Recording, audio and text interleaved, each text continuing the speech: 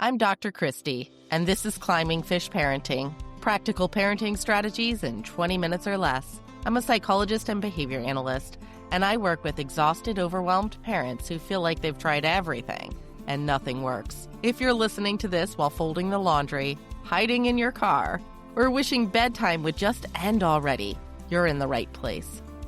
Today, I want to talk about something I hear from parents constantly. It's a kid who holds it together all day, who gets good reports from school, who is, by every external measure, doing fine, and who then comes home and absolutely falls apart. By the end of this episode, you'll have a different question to ask yourself when the after-school crash happens. Ready to transform your parenting journey? Let's dive in. I want to start with a mom I worked with, because I think when I tell you this story, you're going to recognize something in it.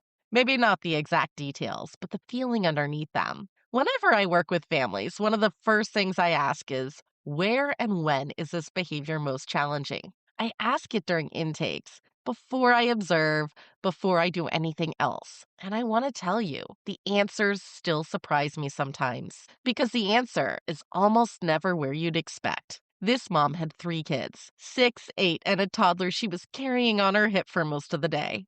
The 2 older kids were wired differently, one with ASD, one with ADHD, and they had genuinely good days at school. Teachers liked them, reports were mostly positive. By every external measure, they were fine. And then 3 o'clock happened. This mom was doing what a lot of parents do in the afternoon, shuttling kids from school to activities, speech therapy, karate, the ordinary logistics of a family with kids who have needs. And somewhere in the transition, in the parking lot, getting from the van to the door, everything fell apart. Every single time. She never knew which kid would start. Some days her 8-year-old would get out of the car and just drop, sit down on the pavement and not move, a rag doll, while her 6-year-old, who'd been bouncing with energy the whole drive, would slip out of her grasp and start moving toward traffic. And she's standing there with a toddler on her hip trying to figure out, do I put this one down and chase that one?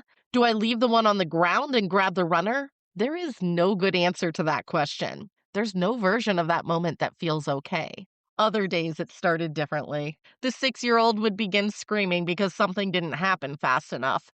And if she turned her back, even for a second, even to deal with one of the other kids, he would hit her. Not because he was a bad kid. Out of something that had been building since the moment the school bell rang and no one had named it yet. When I asked her what the hardest moment of her day was, she paused. And then she said, I don't think anyone has ever asked me that before. I want to stay with that for a second, because I think a lot of you just felt something when I said it. When was the last time someone asked you what the hardest moment of your day was? Not what happened, not what your child did, but what the hardest moment was for you specifically, in your specific life with your specific kids.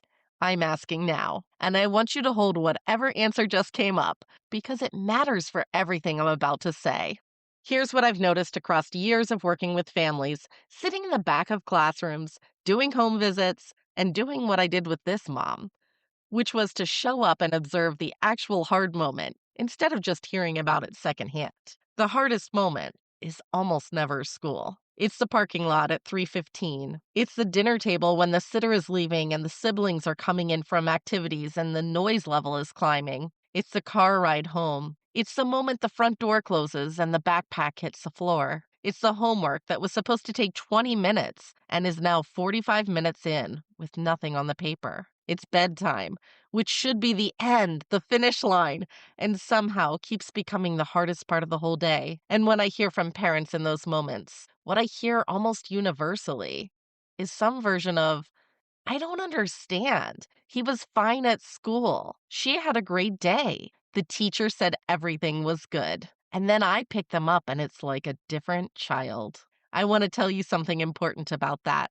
And I want to say it clearly because I think it gets lost in the exhaustion and the frustration of those moments. That is not a behavior problem. That is information. The child who holds it together at school and falls apart at home is not choosing to make your life harder. They're not saving their worst for you because you're doing something wrong. They're not manipulating you or taking advantage of your patience or deciding that you're the safe target for everything they bottled up all day. Although that last part is actually closer to the truth than most people realize. And I'm going to come back to it. What you are watching in those moments is a system that has been running at capacity all day, finally arriving somewhere it can stop running. And the information in that, if you know how to read it, is some of the most precise data you will ever have about what your child's day is actually costing them. Now, I want to bring in what the research actually says about this, because I think when you hear it, something is going to click. Before I do, I want to name something honest about the research. A lot of what we know, particularly in ADHD, comes from studies that were done primarily on male children. Which means if your child isn't a boy or doesn't present the way textbooks describe, you may have already experienced what it feels like when the research doesn't quite describe your kid. The same is true in autism research. Much of it has been conducted without meaningfully centering autistic perspectives, and the field is actively working to correct that. Most studies still look at ADHD and autism separately, too, but we know they frequently show up together. I think you deserve to know that, because a lot of the families I work with are people the research hasn't fully caught up to yet. What I'm about to share is the best of what we currently have, and it's genuinely useful, even where it's incomplete. So, what does the research actually show? Russell Barkley, one of the leading researchers in executive function and ADHD, has spent decades following kids with ADHD across their development. And one of the things his longitudinal work makes very clear is that executive function develops on a significantly different timeline for wired differently kids than it does for their neurotypical peers. We're talking years behind, not months. And what that means in practical terms is that the demands of a school day, sit still, transition on cue, wait your turn, regulate your emotions in public, sustain attention across 6 hours, are asking significantly more of your child's brain than those same demands ask of the kid sitting next to them. And here's the part that I think lands hardest for parents. That cost often doesn't show up at school. It shows up later. The research on what happens after sustained cognitive and regulatory effect, the effort required to get through a school day when your brain is wired differently, shows us clearly that the system depletes. Not in a dramatic, visible way during the day, in a slow, accumulating way that looks like fine right up until the moment it isn't. Think about it this way. You've had days, probably recently, where you held it together all day. You were professional, you were patient, you managed everything that needed managing. And then you got home and something small happened. Your partner asked an innocent question, something didn't go right in the kitchen, the kids needed one more thing, and something in you just snapped. Not because that moment was the problem, because that moment was the last straw on a very long day, and you were finally somewhere safe enough to stop holding it. Your child is doing that every day, just with a nervous system that's working significantly harder to hold it in than yours is. The research on masking, particularly in autistic adolescents and children, shows us something similar. Kids who appear regulated, compliant, and fine in structured environments are often expending enormous effort to maintain that appearance. Effort that is invisible to the adults in the room, effort that has a cost. And that cost lands somewhere. It almost always lands at home with you. Which brings me back to what I said earlier, that your child isn't saving their worst for you out of manipulation or preference. They're saving it for you because you are the safest place they have, because their nervous system has learned that with you, finally, after a very long day, they don't have to hold it together anymore. That's not a parenting failure. That is a relationship, and it deserves to be understood as one. I'll link the research I'm drawing on today in the show notes. If you want to go deeper, it's there. So, what did I actually do with this mom? I want to be clear about something first. We didn't fix the kids. We didn't find the right consequence or the right reward chart or the right way to talk to them in the parking lot that made them suddenly able to hold it together for one more transition after 6 hours of holding it together at school. We read the environment, and then we changed it. Therapy. I had mom call the therapist and ask if she would walk out to the car. Just 2 steps. Mom could park right outside the door. The therapist would come to the door, open it, and the other 2 kids stayed safely buckled while the handoff happened. That was it. One phone call. Problem solved. For karate, We found a class that met an hour later in the evening, which meant mom could take the kids home first. They could have a snack. They could decompress in their own way, in their own space, before they had to transition anywhere. The difference was significant.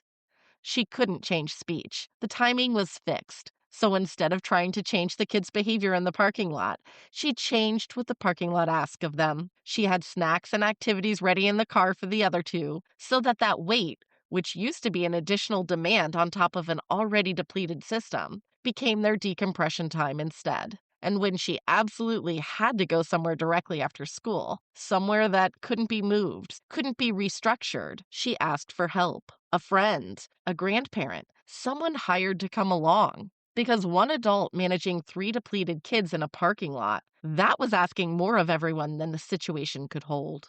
Nothing about what we did required the kids to do anything differently. Everything we do required the environment to do something differently. And things got better. Not perfect, but genuinely, measurably better. Because we stopped asking why the kids couldn't hold it together in the parking lot and started asking what the parking lot was asking of them after a full day of holding it together everywhere else. I want to give you one thing to try this week. As always, just one thing, not a system or a chart or a new approach to the after school crash. This week, when the crash happens, and it will, I want you to ask yourself one question. What did today ask of them before they got here? You don't even have to answer it fully. You probably won't be able to. Not yet. But I want you to start asking it because the question itself is a reorientation. It moves you from what's wrong with my child to what did today cost them? And those are very different starting points. Notice what comes up when you ask it. Notice whether the crash is more predictable than it seems. Notice whether there are days it's worse and days it's better, and whether something about the day explains the difference. Just notice, because what you see when you start asking that question is exactly what we're going to work on this month. All right, that's it for today. The child who saves their worst for you is not giving you their worst because you're doing something wrong. They're giving it to you because you're the safest place they have, because your home, your presence, your relationship is where their nervous system finally gets to stop performing. That is worth something, even when it doesn't feel like it, especially when it doesn't feel like it. If this episode named something you've been carrying, send it to one parent who needs to hear it. And if you want to make sure you don't miss what's coming next, the newsletter is the best place to be. www.climbingfishparenting.com/newsletter sign up. That strategy I just gave you, it's the whole climbing fish philosophy in action. There's a quote, everybody's a genius. But if you judge a fish by its ability to climb a tree, it will live its whole life believing it's stupid. Your kid isn't broken. Your parenting isn't broken. Sometimes we're just asking our fish to climb trees. That's what we fix here. I'm Dr. Christy, and I'll see you next week.